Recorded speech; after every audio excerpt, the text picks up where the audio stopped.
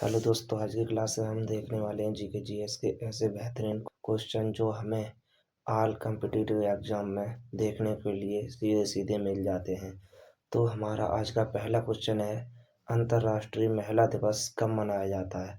तो भैया अंतर्राष्ट्रीय महिला दिवस कब मनाया जाता है? 8 मार्च को। ठीक है ना। हमारा अगला क्वेश्चन है राष्ट्रीय विज्ञान दिवस भारत में कब मनाया जाता है। तो ये राष्ट्रीय विज्ञान दिवस भारत में कब मनाया जाता है? 28 मार्च को। Option number B is the correct answer. तो हमारा अब अगला क्वेश्चन है, विश्व पर्यावरण दिवस कब मनाया जाता है, यानी कि विश्व पर्यावरण दिवस की तिथि कब है, कब मनाया जाता है? 22 अप्रैल को। हमारा अगला क्वेश्चन है, जीएसटी लागू करने के लिए भारतीय संविधान में कौन सा संविधान संशोधन किया गया? तो भैया जीएसटी लागू करने के लिए भारतीय संविधान में 101वां संविधान संशोधन किया गया। तो option number A is the correct answer. अब हमारा अगला क्वेश्चन है,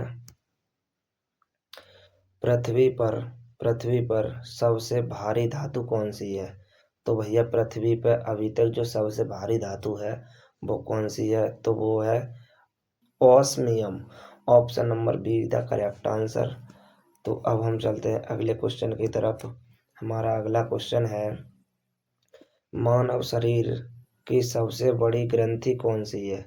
यानी कि जो हमारा शरीर है, शरीर की सबसे बड़ी ग्रंथि कौन सी है? तो वो है यकृत।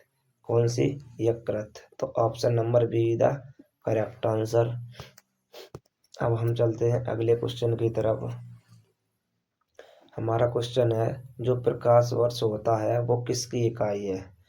यानी कि जो प्रकाश वर्ष है वो किसकी इकाई है? तो किसकी इकाई है भैया? दूरी की। किसकी इकाई है? दूरी की। Option number B. ठीक है। हमारा अगला क्वेश्चन है, भारत में सबसे प्राचीन सभ्यता कौन सी है?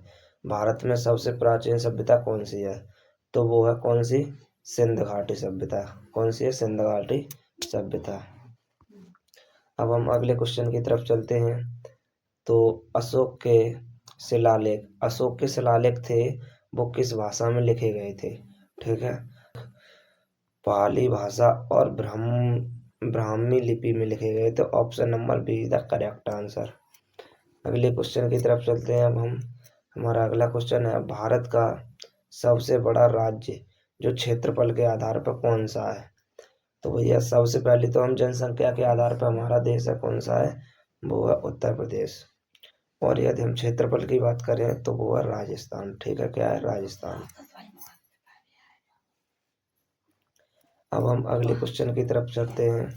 हमारा अगला क्वेश्चन है, किस युद्ध के बाद अशोक ने बुद्ध धर्म को अपनाया था? यानी कि जो अशोक था, अशोक ने कौन से युद्ध के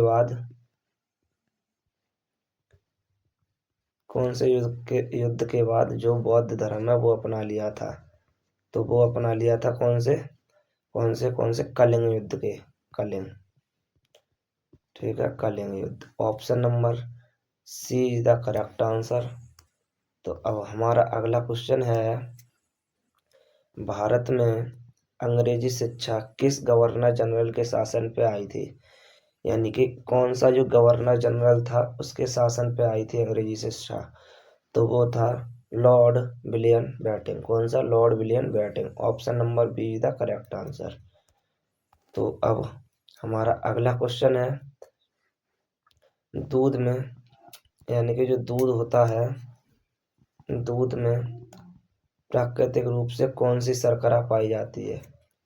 कौन सी शर्करा पाई जाती है? शर्करा पाई जाती है। तो वो पाई जाती है भैया लैक्टेज शर्करा। लैक्टोज शर्करा। ठीक है, चाहे आप लैक्टोज लिख दो चाहे लैक्टोज लिख दो। ठीक है, बात एक ही है। अगले क्वेश्चन की तरफ बढ़ते हैं अब हम। हमारा अगला क्वेश्चन है, पृथ्वी पर सबसे अधिक मात्रा में पाई जाने वाली गैस कौन सी?